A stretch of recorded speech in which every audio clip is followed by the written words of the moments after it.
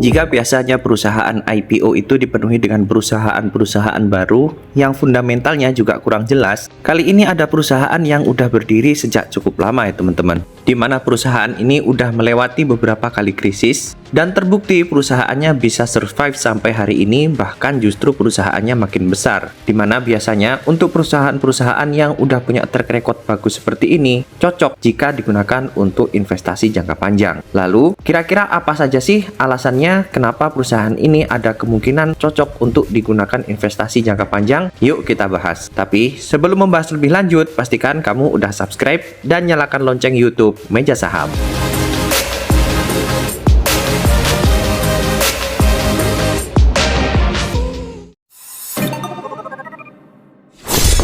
PT Terang Dunia Internusa Tbk dengan kode ticker UNTD merupakan perusahaan produsen dan penjual berbagai jenis sepeda dengan merek United, Genio, Avan, Petrol, Dominate, Triti, dan Rubik. Perseroan juga memproduksi dan menjual sepeda listrik serta motor listrik. Perusahaan ini berafiliasi dengan PT Sepeda Bersama Indonesia yang udah lebih dulu listing dengan kode ticker BIKE sebagai distributor produk perseroan. Perusahaan ini memiliki kapasitas produksi 1 juta unit sepeda, 250.000 unit sepeda listrik, dan 150 unit sepeda motor listrik per tahun. Jumlah produksi sepeda per bulan Juli 2023 sebanyak 41.282 unit. Kemudian, secara tahunan, di tahun 2022 berhasil memproduksi sebanyak 124.451 unit.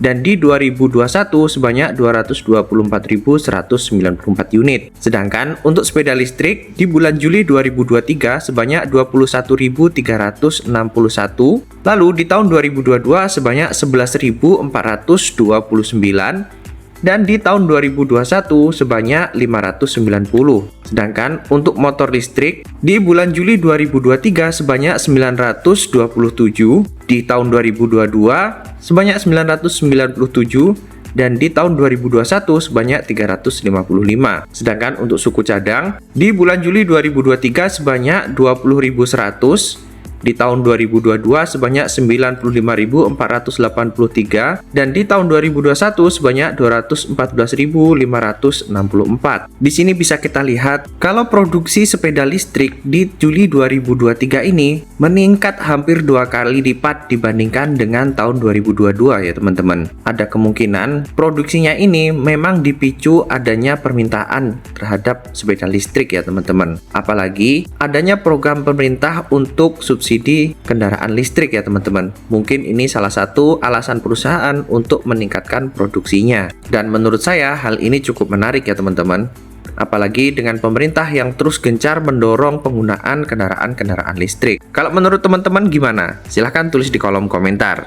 Pendapatan per segmen di bulan Juli 2023 55,7% atau sekitar 267,2 miliar rupiah dari sepeda, lalu 26,6% atau sebesar sekitar 127,6 miliar rupiah dari sepeda listrik, 3,5% atau sekitar 16,8 miliar dari motor listrik, dan 14,2% atau sekitar 68 miliar rupiah dari suku cadang. Dari sini bisa kita lihat memang untuk sepeda masih mendominasi ya teman-teman, tapi yang menarik sepeda listrik ini porsinya juga cukup besar, dan kemungkinan inilah yang menjadi prospek menarik ke depan bagi perusahaan ini.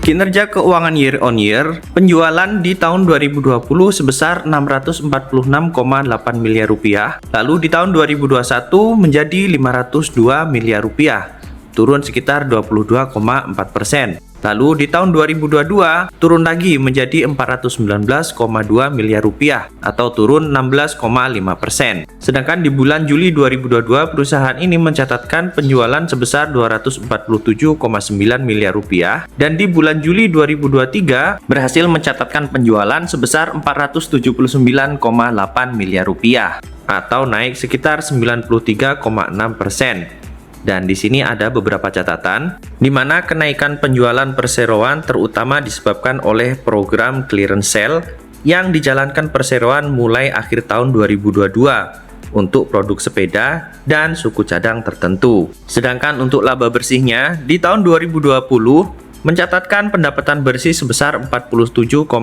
miliar rupiah dan di tahun 2021 turun menjadi 41 miliar rupiah atau jika dipersentasekan turun sebesar 13%. Tetapi di tahun 2022 kembali meningkat menjadi 42,1 miliar rupiah atau peningkatannya sebesar 2,6%. Lalu di bulan Juli 2022, pendapatan bersihnya sebesar 21,5 miliar rupiah dan di bulan Juli 2023 meningkat menjadi 46 miliar rupiah. Atau jika dipersentasekan naik sebesar 114,2%. Dari sisi kinerja keuangan, kalau kita lihat dari penjualan kotornya, memang terjadi penurunan ya teman-teman. Tapi kalau teman-teman perhatikan dari sisi laba bersihnya, perusahaan ini bisa mempertahankan untuk laba bersihnya. Dan menurut saya sih cukup stabil ya teman-teman. Karena kalau perusahaan besar itu teman-teman, untuk menjaga pendapatannya selalu besar, memang cukup sulit. Tetapi seenggaknya, bagi perusahaan-perusahaan yang udah mateng dan udah mengerti bagaimana cara menghadapi berbagai krisis, biasanya akan lebih bertahan dalam jangka waktu yang cukup panjang. Kalau menurut teman-teman gimana? Silahkan tulis di kolom komentar.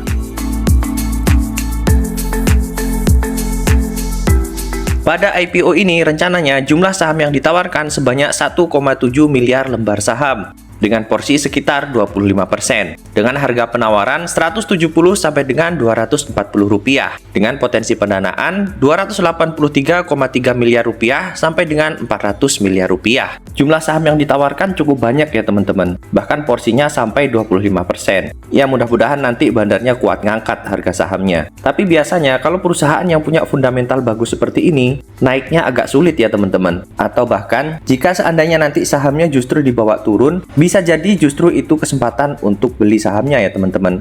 Tapi tentunya untuk membeli sahamnya nggak buru-buru ya, harus dianalisa dengan baik. Bagi teman-teman yang mau ikutan IPO-nya, penawaran awal di tanggal 11 sampai dengan 22 Januari 2024. Sedangkan penawaran umum di bulan depan ya teman-teman, tanggal 1 sampai dengan 5 Februari 2024. Sedangkan untuk tanggal pencatatannya tanggal 7 Februari 2024. Masih ada banyak cukup waktu ya teman-teman kalau mau ngumpulin uang supaya nanti bisa ikutan banyak pada IPO-nya ini. Rencana alokasi dana hasil IPO 100% akan digunakan untuk modal kerja perseroan, yaitu untuk pembelian bahan baku sepeda motor listrik dan e-moped. Ya mudah-mudahan ini beneran digunakan sesuai prospektus ya teman-teman. Karena kalau memang beneran sesuai prospektusnya ini, tentunya hal ini akan membawa dampak yang cukup baik bagi perusahaan dan juga investor. Yang menjadi underwriter pada IPO kali ini adalah Mirae Asset Sekuritas dengan kode broker YP. Untuk YP sendiri, saya yang paling ingat adalah saat mengawal IPO-nya Cyber ya teman-teman. Bisa kita lihat di sini. Di hari pertama IPO, sahamnya langsung di bawah arah 35%. Kemudian di hari berikutnya sahamnya juga masih di bawah arah lagi. Lanjut di hari ketiga dan hari keempat, harga sahamnya terus-terusan dibawa naik. Barulah berikutnya harga sahamnya dibawa turun dan teman-teman bisa lihat bagaimana pergerakan harga sahamnya. Sedangkan untuk pergerakan harga saham baik saat itu dibawa naik juga ya teman-teman. Meskipun setelah itu dibawa turun, lalu sempat dibawa sideways cukup lama ya teman-teman. Meskipun akhir-akhir ini harga sahamnya dibawa naik tinggi. Ya mudah-mudahan nanti harga saham UNTD paling nggak dibawa naik, kemudian sideways dan dibawa naik lebih tinggi lagi ya teman-teman. Supaya para IPO hunter bisa pada cuan. Bagi teman-teman yang hanya mau beli saham dengan kategori syariah, sayangnya perusahaan ini tidak masuk ke dalam kategori syariah ya teman-teman. Tapi untuk keputusan final, kita tunggu dari OJK dan juga DSN MUI. Sayang sekali ya teman-teman, kalau emang beneran nanti nggak syariah.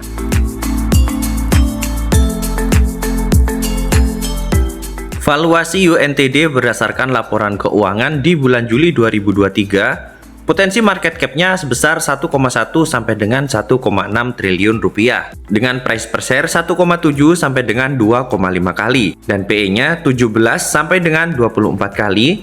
Sedangkan untuk PBV-nya 2,3 sampai dengan 2,6 kali. Bisa dibilang untuk valuasinya ini wajar ya teman-teman, bukan termasuk valuasi yang mahal banget.